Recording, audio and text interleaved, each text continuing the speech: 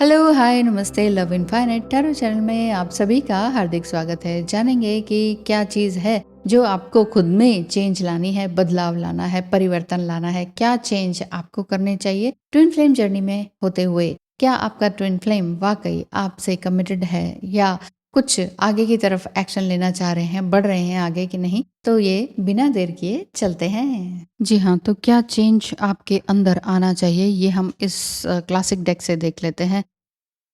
हाँ, इक्वल नहीं है बट फिर भी आपके लिए 3 कार्ड्स हम देखते हैं कि क्या चेंज आपकी जर्नी में ज़रूरी है, ठीक है?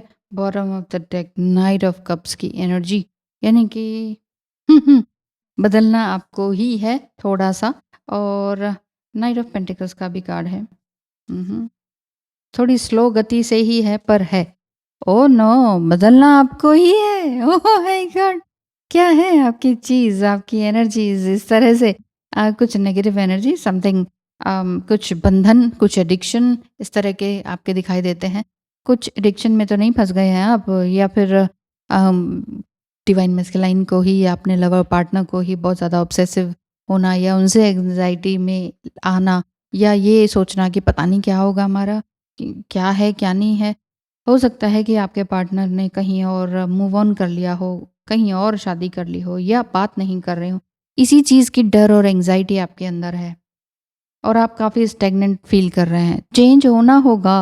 Bottom of the deck night of cups, एक न्यू लवेबल एनर्जी के साथ, एक यंग एनर्जी के साथ आपको बहना होगा। अदरवाइज़ सब कुछ मुश्किल हो जाएगा। इतने एडिक्शन में अगर आप रहेंगे, तो सच में मुश्किलें तो आपके लिए आएँगी ही आएँगी। आपके पार्टनर का क्या हाल-चाल है? ये भी देख लेते हैं। आपके पार्टनर आपके बिना क्या सोचते हैं? एस ऑफ कप्स लास्ट में, S of wands and 5 of cups, उनकी एनर्जी तो मुझे पॉजिटिव दिख रही है। हाँ, सच में। एंड 3 ऑफ कप्स की एनर्जी भी है। आपके पार्टनर यही सोच रहे हैं कि आपके साथ बात आगे बढ़ क्यों नहीं रही है। कोई भी चीज़ है, चाहे वो मैरिज को लेकर है या अच्छा एक कम्युनिकेशन बनाने वाली बात है, वो भी थोड़ी-सी अम, लटक सी गई है, बीच में अधर में अटक सी गई है, ऐसा है। लेकिन वही मैं कह रही हूँ, चेंज आपको होना है। आपके पार्टनर तो काफ़ी ट्रांसफ़ॉर्म हो चुके हैं। Ace of wands and ace of cups, heart चक्र भी उनका अच्छा बैलेंस दिखाई देता है। Give thanks for the blessings of love soon to come your way. जितना ज़्यादा आप थैंकफुल रहेंगे, है ना? उतना ही ब्लेसिंग्स आपको मिलती चली जाएँगी। ये वाली बात दिखाई दे रही है। जितना ज़्यादा आप ट्रीज़ से, नेचर से कनेक्टेड रहेंगे, प्रेम करेंगे, उतना ही ज़्यादा आप कनेक्टेड रहेंगे, वननेस में आते चले जाएँगे। क्यों? क्योंकि ये सभी भी सजीव होते हैं, इनके अंदर भी भावनाएँ होती हैं। आप इन्हें जैसा प्रेम देंगे वैसा ही ये मोल्ड होते हैं, तो आप इनसे प्रेम वापस से पा भी सकते हैं। जब आप वाक़ई बिल्कुल ही अकेले आइसोलेटेड हैं और आपको लग रहा है कोई नहीं है बात करने के लिए, इसीलिए कहते हैं पेड़-पौधों से ज़रूर बात करनी चाहिए और उनको थैंक्स ज़रूर कहना चाहिए। Know that you deserve to be and have all that your heart truly desires. सच में आप अपने आप को जानिए कि आपका जो सोल है, आपकी जो सोल है, वो वाक़ई अच्छे के लिए डिज़ायर, अच्छे के लिए बनी हुई है, कुछ अच्छा प्राप्त करने के लिए बनी हुई है। एक कार्ड अगर लेते हैं, तो क्या कहते हैं, मैंने सोचा कि आपके पार्टनर की एनर्जी आएगी। इसमें लिखा है the DM is now raising from the ashes. वही मैं कह रही हूँ, ये जो 3 ऑफ कप्स भी दिख रहा है, 5 ऑफ कप्स दिख रहा है, कोई एक कार्मिक बंधन था, कोई भी हो सकते हैं उनके कार्मिक लोग।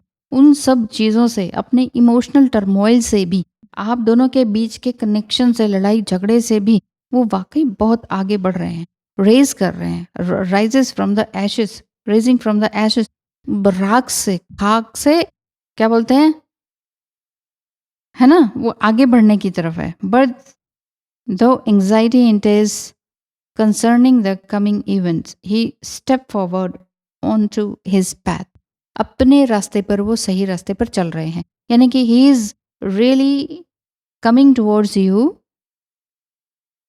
और एक्शन लेने की तरफ हैं। एक्शन, एक पॉजिटिव एक्शन आपकी तरफ के लिए है, लेकिन बदलना जो है वो आपको बदलना है। अपनी थिंकिंग को, अपने पर्सपेक्टिव को बदलना है। क्या और कुछ है?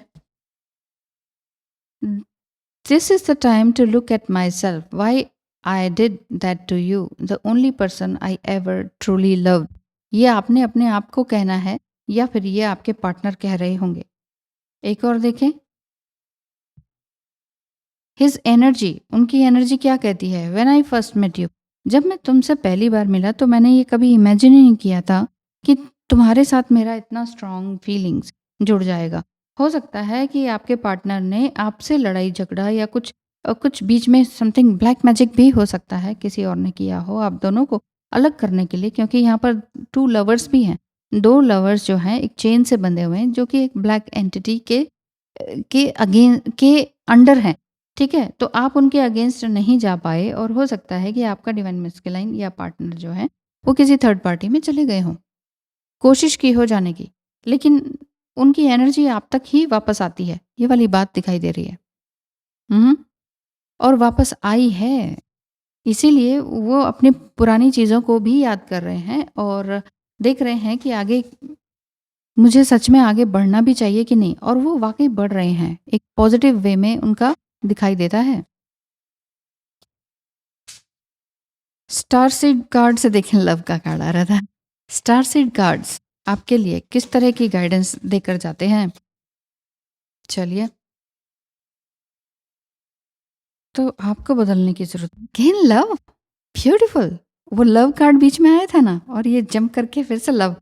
Live your truth and share the love that is in your soul.